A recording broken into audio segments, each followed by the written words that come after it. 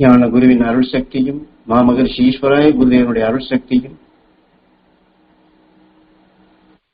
இந்த உலகில் வாழ்ந்து கொண்டிருக்கும் உலக மக்கள் அனைவருக்கும் அந்த சக்தி கிடைக்க வேண்டும் என்று ஒவ்வொரு உயிரையும் நாம் கடவுளாக மதித்து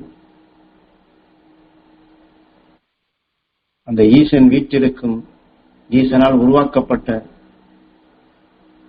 இந்த நிலையில் அந்த உடலை ஆலயமாக மதித்து ஈசனுக்கு செய்யும் சேவையாக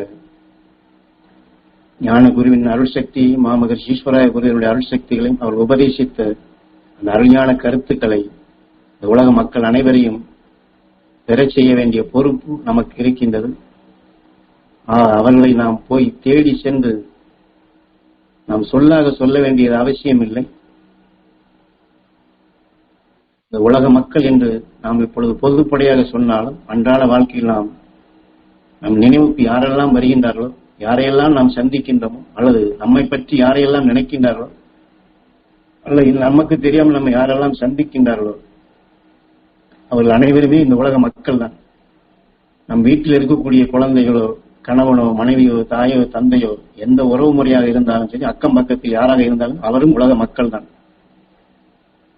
அது அனைவரையுமே நாம் எந்த உறவு முறையும் தனித்த நிலையில் கொண்டு எண்ணாதபடி இந்த உயிரே நமக்கு சொந்தம் என்ற நிலையில், இந்த உயிர் மட்டுமல்ல ஒவ்வொரு உயிரும் நமக்கு சொந்தம் என்ற நிலையில், என்னால் இந்த உயிர் இந்த பூமிக்கு சொந்தமானதல்ல, இந்த பூமியில் உருப்பெற்றதும் அல்ல, அது விண்ணிலிருந்து உருப்பெற்றது, ஞானிகளால் மகரிஷிகளால் உருவாக்கப்பெற்றது. அது அவர்கள் படைத்து இந்த பூமியிலே அந்த ஒளியான உணர்வுகளை அந்த ஞான சுடராக ஆத்ம ஜோதிகளாக வளர்த்திடுவதற்குத்தான் இங்கே நம்மை அனுப்புகின்றார்கள். அந்த பணியை நிறைவு செய்யும் நிலையாக, இந்த வாழ்க்கையில் எல்லோரும் நிறைவடையும் நிலையாக, எல்லோருக்கும் அந்த நிறைவு கிடைக்க வேண்டும் என்று அருள் சேவையாக குரு செய்த பணியை நாமும் தொடர்ந்து செய்வோம். யாரையெல்லாம் சந்திக்கின்றோமோ, யாரையெல்லாம் நினைவுக்கு வருகின்றார்களோ அவர்களுக்கெல்லாம் ஞானகுரு நமக்குள் எப்பொழுதெல்லாம் அந்த பதிவு செய்த எண்ணங்கள், நினைவுகள், உணர்வுகள் ஓடுகின்றதோ அதையெல்லாம் எல்லோருக்கும் கிடைக்க வேண்டும் என்று நாம் இந்த உணர்வலைகளை பாய்ச்சி கொண்டிருந்தாலே இது சேவையாக மாறுகின்றது. இந்த உணர்வலைகள் குரு சொன்னது போன்று ஒருவர் இது போன்று ஒரு இடத்திலே அமர்ந்து அந்த துருவ நட்சத்திரத்தின் பேரொளி எல்லோருக்கும் கிடைக்க வேண்டும் என்று பாய்ச்சினார். சுமார் 10 அல்லது 13 மைல் அளவுக்கு இது பரவுகிறது என்று சொல்லியிருக்கின்றார்.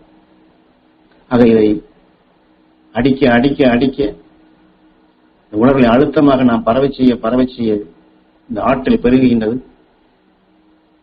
ஒரு குளவி எப்படி குளவை தன் இனமாக மாற்றியதோ இதை போன்று மகரிஷிகள் ஞானிகள் எப்படி அவர்கள் இனமாக நம்மை மாற்றுகின்றார்கள், இதை போன்று நாம் இந்த உலக மக்களையும் நம்மை ரிஷிகளாக்க செய்யும் அந்த உணர்வின் ஆற்றலை நாமும் எல்லோருக்கும் பெற செய்து எல்லோரையும் மகரிஷிகள் இன மக்களாக நாமும் அந்த நிலை பெறச் செய்ய சிறுதுளி பெருவெள்ளமாக நாம் செயல்படுத்துவோம்.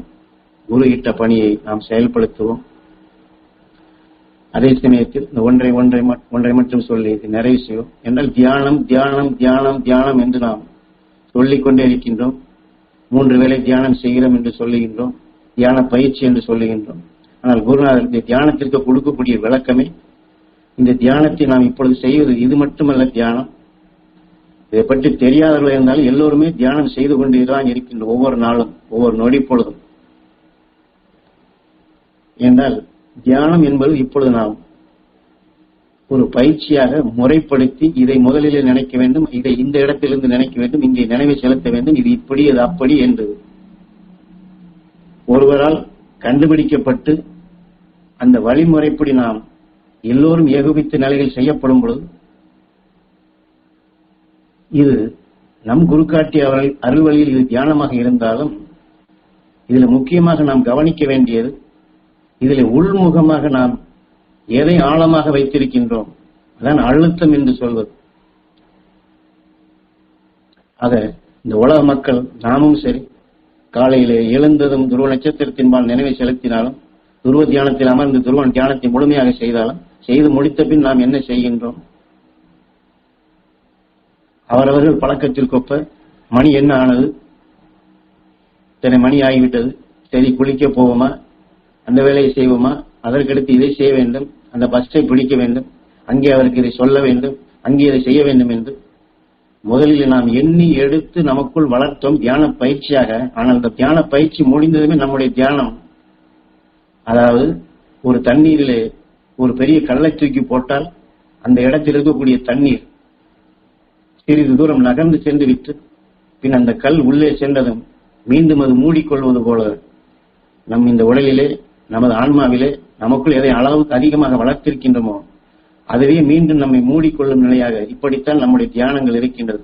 தியானம் செய்யும் பொழுது இதை தியானிக்கின்றோம். ஆனால் தியானம் முடிந்த பின் இந்த வாழ்க்கையிலே சகஜ நிலைகளிலே யாரை சந்தித்தோமோ, யாரை சந்திக்க வேண்டுமோ, எந்த பணியை நாம் தொடர வேண்டும் என்றோ அல்லது இப்படி சொல்லிக்கொண்டே போகலாம், அதைத்தான் தியானித்துக் கொண்டே இருக்கின்றோம்.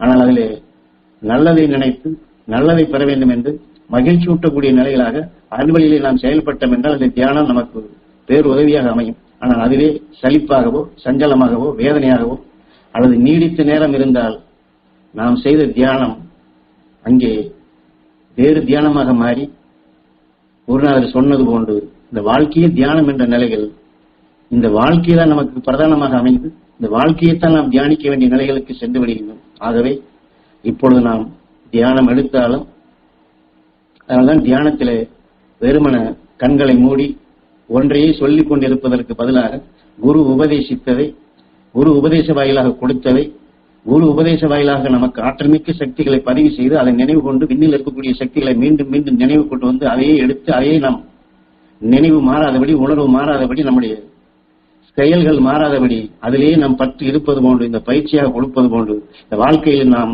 எந்த செயலை செய்தாலும், எந்த சலிப்பு வந்தாலும், எந்த சோர்வு வந்தாலும், எந்த சஞ்சலம் வந்தாலும் அதை உடனுக்குடன் இதை நாம் இப்பொழுது சலிப்படைய வேண்டுமா, இப்பொழுது நாம் கோபப்பட வேண்டுமா, அல்லது இப்பொழுது ஆத்திரப்பட வேண்டுமா, அல்லது இப்படி பேச வேண்டுமா என்று எண்ணி ஒரு நொடி நம் நினைவை ஈஸ்வரா என்று உயிரிடம் வேண்டி உள்முகமாக, ஏன்னா இதுதான் நாம் பயிற்சியாக செய்ய வேண்டியது. இது பழக்கப்படுத்திவிட்டால் முதலில் சொன்னது போன்று தண்ணீரை விழுந்த கல் உள்ளே சென்றதும் அந்த தண்ணீர் எப்படி மூடிக்கொள்கின்றோம், இது போல நம்ம ஆன்மாவில் ஏற்கனவே பதிவு செய்து மீண்டும் மீண்டும் நம்மை சூழ்ந்தது. அதுவே நம்மை வேறு வழிக்கு தியானமாக அழைத்து சென்று விடாதபடி நாம் மீண்டும் இந்த ஆன்மாவிலே, அதாவது நம்முடைய ஆன்மாவிலே முகப்பிலே வைக்க வேண்டியது.